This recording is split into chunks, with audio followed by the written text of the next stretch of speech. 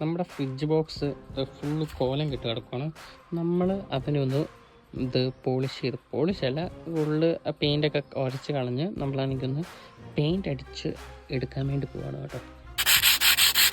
അപ്പോൾ നമ്മൾ ഉരച്ചൊരച്ച് കളഞ്ഞിട്ടുണ്ട്. Full paint കളയാൻ പറ്റുന്നില്ല.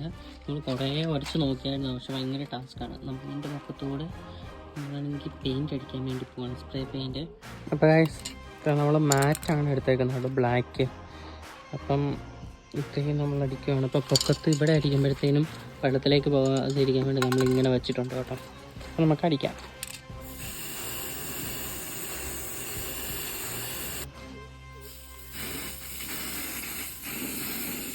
ഇതാണ് നമ്മുടെ ഫൈനൽ ലുക്ക് കേട്ടോ.